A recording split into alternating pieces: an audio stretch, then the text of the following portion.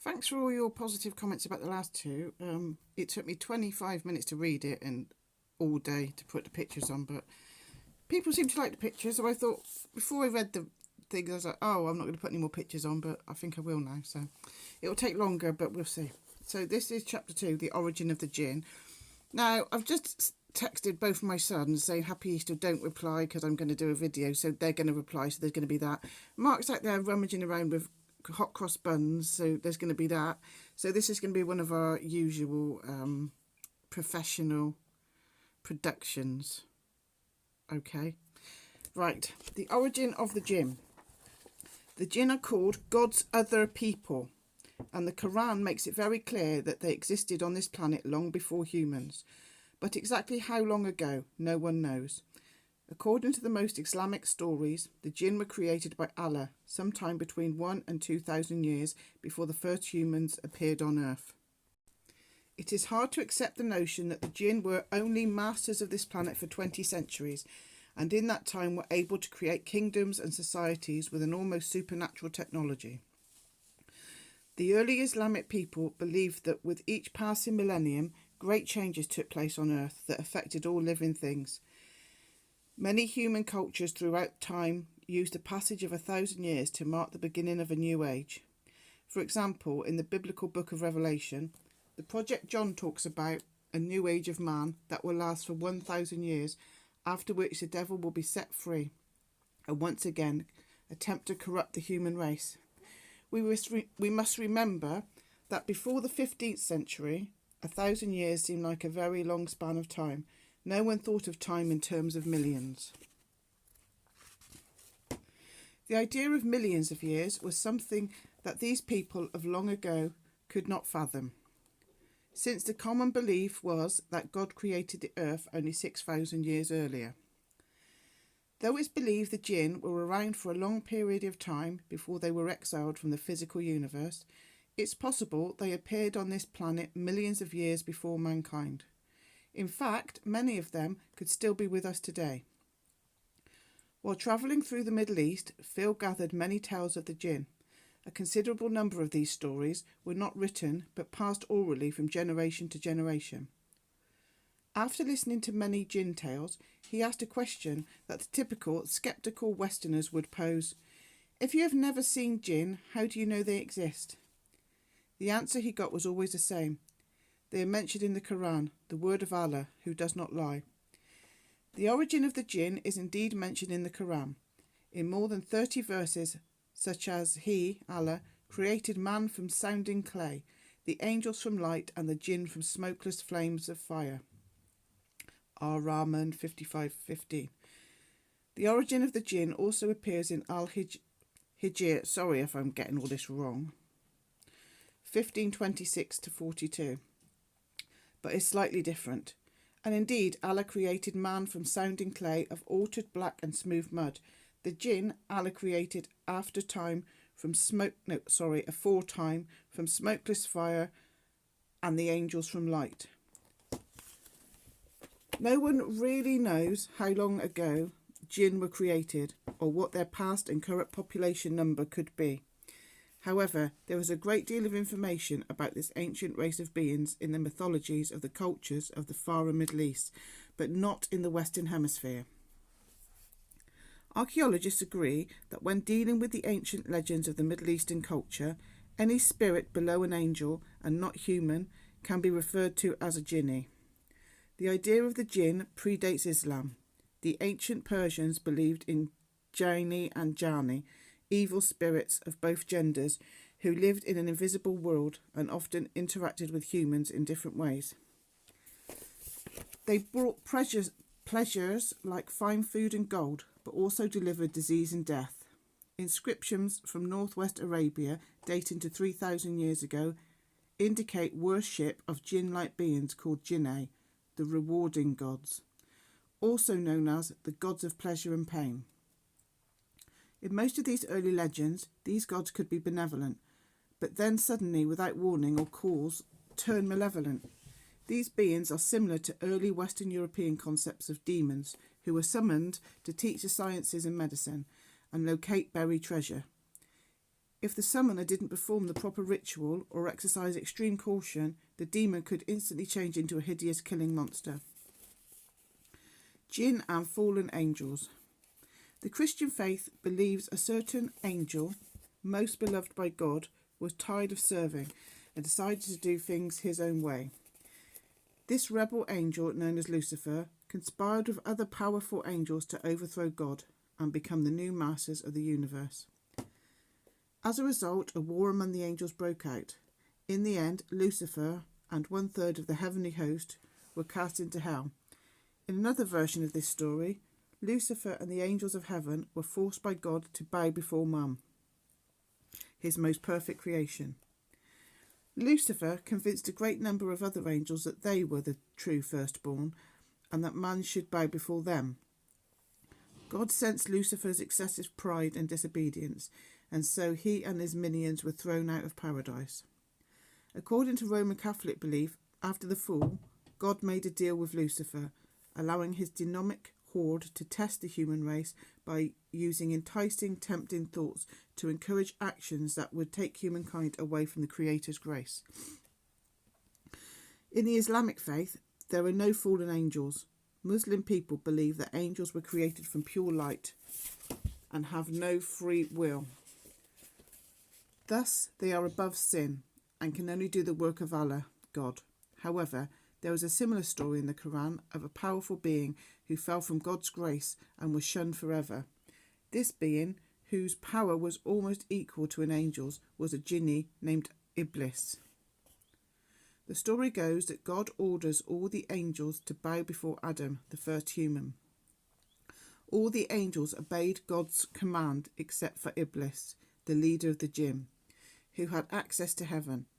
This lone jinni was proud and arrogant and felt that he and the other jinn were superior to the new creation. "It is we who created you and gave you shape. When we bade the angels prostrate to Adam, and they prostrate, not to Iblis, he refused to be of those who prostrate." Allah said, "What prevented thee from prostrating when I commanded thee?"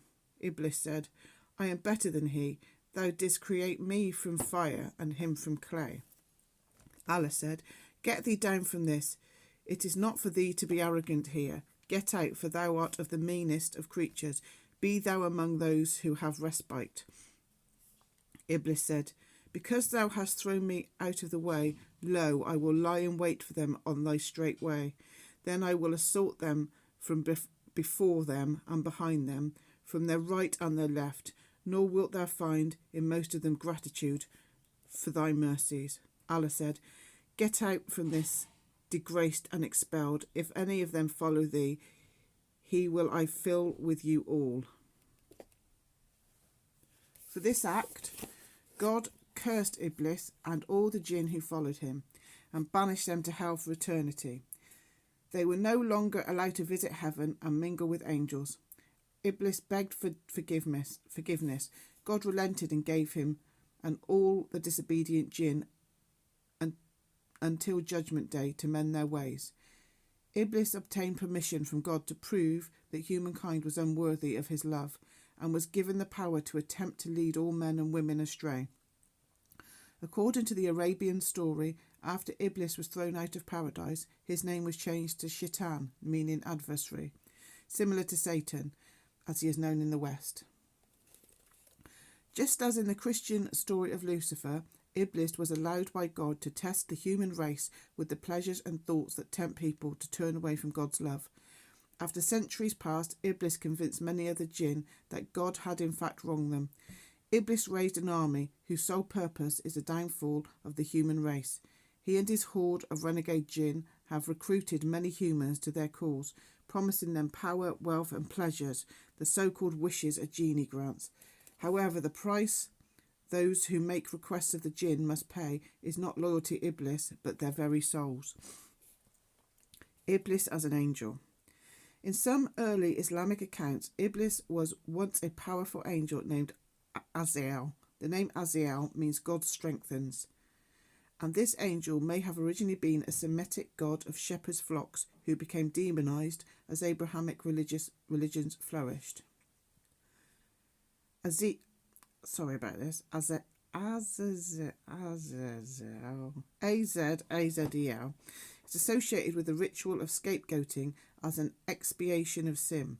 Described in Leviticus 16, in verse 9, God tells Moses that his brother Aaron shall take 2 goats and sacrifice them. One is to the Lord for sin, and the second is for Azazel, to be presented live for atonement. I think I got it right the first time. And then sent into the wilderness, supposedly to the demon. This reference to the wilderness has led to the belief that Azazel was a demon of the desert. Coincidentally, the desert is also considered to be Iblis's home when Allah permits him to enter the world. In the apocryphal story, the Apocalypse of Abraham, as Azazel is mentioned as the angel of disgrace, lies, evil, wrath and trials. He is a lord of hell, confined to earth by God because he became enamoured with it. In Judaic law, Azazel figures prominently in folk tales along with another fallen angel, Samyaza, sometimes spelled Shemihazah or Shemhazai. Azazel refuses to bow to Adam when presented to God and the heavenly hierarchies. Islamic law also tells of Azazel refusing to bow to Adam and God casting him out of heaven and changing him into Iblis as a result. Although the angelic origin of Iblis contradicts Islamic beliefs, it is still considered by some scholars as a possible origin for this rebellious spirit. According to Islamic belief, the evil that exists everywhere is due to corrupt humans and jinn who have turned their backs on Allah. Demons, fairies, ghosts, demonic possession, and even sightings of extraterrestrial aliens are believed to be the work of jinn, or in some cases, spiritually corrupt humans who have joined Iblis. If we take into account the reality of the existence of jinn, we can understand the paranormal's great diversity. Rarely do jinn present their true identity to us. Instead, they enjoy taking on many disguises. Many jinn merely play a harmless game with us for their amusement, but some have a more deadly agenda. Stories about the jinn reveal a long history of perceived injustices and indignities from their perspective, creating valid reasons in their minds for many of them to plot against humanity, believing themselves to be wronged by God in favour of human beings. Some jinn have carried a deep grudge for millennia. Add to that the abuses they believe they've suffered at the hands of one of the few men to ever have dictatorial control over them, King Solomon. In order for us to understand the jinn and their feelings about humans, we must study both their past and present interactions with our race. Solomon and the jinn. The legendary Solomon, renowned as one of the wisest and most powerful rulers of antiquity, had absolute power to command and exercise the jinn. Solomon ruthlessly forced them into slave labour to build the first temple of Jerusalem and the entire city of Jerusalem as well. He sent them off into war to fight against men and jinn controlled by other men and used them to impress the Queen of Sheba, who was rumoured to be half jinn herself. The jinn were resentful to be reduced to the status of slaves, but were powerless to do anything other than Solomon's bidding, as long as he wished to control them. Even Iblis was powerless before the king, and could do nothing but provide a small measure of comfort to his kind. Solomon's ability to control the jinn was a divine gift. He was a son of David, the second ruler of the United Kingdom of Israel. According to the Old Testament book of Samuel, David's reign probably corresponded to the years 1970 BCE. After David's death, Solomon took the throne and ruled until his own death, circa 922 BCE. Historical details about Solomon are hard to find, but he figures as one of the most important persons in biblical accounts of Jewish history. In Islamic law, Solomon is regarded as one of the greatest of world leaders, a true apostle and messenger of Allah, the prototype of the Prophet Muhammad. Solomon's great powers were bestowed by God, who came to him in a dream and said, "Ask what I shall give you." Many men might have asked for great wealth and power, but Solomon answered that he wanted an understanding mind for governing his people and for the ability to discern between good and evil. Pleased with the man's response, God replied, "Behold, I give you a wise and discerning mind, so that none like you has been before, and none like you shall rise after you." Solomon's construction of the first temple of Jerusalem brought him into direct contact with Jinn. The site itself has a long sacred history. It was a place where Cain and Abel argued over division of the earth and on whose portion a temple was to be built. It was the same spot where Abraham had prepared to sacrifice his son Isaac. During David's reign, it was a place where the angel of death, sent by God to punish the Israelites for David's sins, stayed his executing hand. In his gratitude, David ordered that a great temple be built on that holy ground.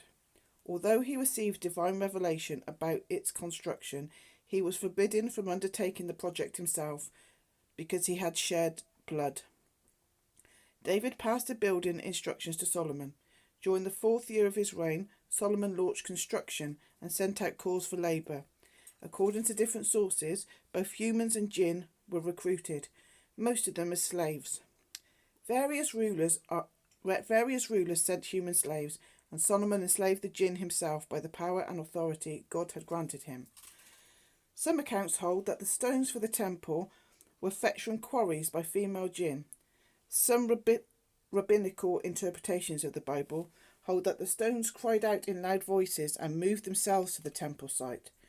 The jinn dug for diamonds, dove for pearls, and brought the finest marble from all over the world. The jinn participation is not included in all accounts of the temple. Biblical versions of the construction are given in 1 Kings 6-8 and 2 Chronicles 2-4. These omit mention of both jinn and demons. The Roman Jewish historian Flavius Josephus, 37 to 100 CE, also gave no mention of the jinn. In his Antiquities of the Jews, though he did cite Solomon's ability to exorcise demons with the help of a magical ring.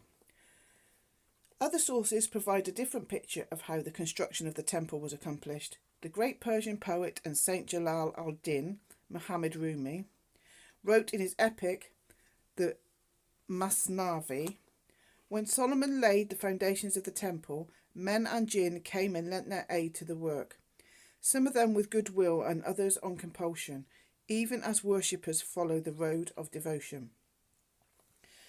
The richest details are found in the Testament of Solomon, a text written between the 1st and 3rd centuries and the oldest magical text attributed to the king. In translation from Greek into English, describes the jinn as demons. Solomon controlled them, as he mastered and controlled all spirits of the air, on the earth and under the earth. Solomon acquired his power over jinn through a vampiric jinni named Ornias. Ornias. During the temple's construction, Ornias crept in one day at sunset in the form of burning fire and attacked the son of the master workman, a child Solomon loved as well. Ornias stole half the boy's pay and food and sucked out his vital life force through his right thumb. The boy grew thinner and thinner. Worried, Solomon summoned him and learned about the jinni's attacks. The king prayed intensely night and day for Ornias to be delivered into his hands. In answer, God sent the archangel Michael to Solomon with a ring made of copper and iron, bearing an engraved seal of a pentagram, a 5-pointed star. Michael instructed Solomon to wear the ring and use it to lock up all jinn, male and female, and force them to help build the temple. The next morning, Solomon gave the ring to the boy and told him to throw it in the chest of Ornias and say, "King Solomon summons you here." The boy complied. Ornias tried to avoid the command by offering the boy all the riches in the world. The boy refused, and Ornias reluctantly appeared before Solomon, who demanded that he reveal his identity and purpose. Ornias, bound by the ring's magic, was forced to obey. He confessed he was the offspring of the archangel Uriel and could shapeshift into the forms of a beautiful woman and a lion. In the form of a woman, he had sexual power over sleeping men. Solomon ordered Onias to cut stones for the temple, but the Jinni was terrified of the withering power of iron tools. The iron at the time was very pure, a form called magnetite. If Jinn are composed of plasma, which can be affected by magnetic fields, then the magnetic energy given off by the ore might have been harmful to them. Onias cut a deal with Solomon to produce the prince of the Jinn in exchange for his freedom. He took Solomon's ring and threw it in Beelzebul. The prince gave out a mighty roar of flame, but was forced to appear before Solomon. Beelzebul said he was the first angel in the first heaven, and he alone was left of the angels who fell from heaven. He ruled all the souls in Tartarus, the underworld. He had a son who haunted the Red Sea, who one day would return in triumph. He said he incited men to murder, wars, sodomy, lawlessness, heresy, and all manner of wicked deeds, and I will destroy the world, he vowed. Solomon sent Beelzebul to swing blocks of Theban marble. The other Jinn howled in protest at this degrading treatment of their prince, which surely must have strengthened their resolve to have revenge against humanity. Beelzebul was helpless, and he agreed to summon all Jinn for the king. The Testament of Solomon gives a catalogue of some of the Jinn summoned to appear. Solomon forced them to tell their names, how they harmed people, and how they could be thwarted or nullified by angels. Some of them appeared in monstrous half-human, half-animal forms, while others attended him as fire or wind. The first was Onoxgelis, who appeared as a half-woman, half-mule. She said she was born from a voice of the echo of a black heaven emitted in matter. A voice of the echo of a black heaven emitted in matter. Bloody hell. She lived in caves, ravines, and precipices, some of the favourite abodes of Jinn. She strangled and perverted men. Solomon sentenced her to spinning hemp ropes for the temple construction. Onosgelis' birth is an interesting statement. Today, we know that much of the multiverse is composed of what scientists call dark matter and dark energy. It is called dark because we cannot see it. Scientists can only observe its effect on the visible matter in our universe. Any reference to a dark heaven or universe could be interpreted today as originating from other dimension. The second Jinni forced to appear was a powerful Asmodeus, who was enraged at being subjected to such humiliation. He said he was born of an angel and a mortal woman, and his star burned bright in the heavens. Asmodeus angrily informed the king not to ask many questions because his kingdom and glory would soon end. The Jinni then gave a chilling prediction of the battle cry still believed today to be held by many Jinn resentful of humanity. And your tyranny will be short over us, and then we will again have free range over mankind, so as they will regard us as if we were gods, not knowing, men that they are, the names of the angels set over us. Angry, Solomon and Asmodeus bound more tightly and flogged with oxhide thongs.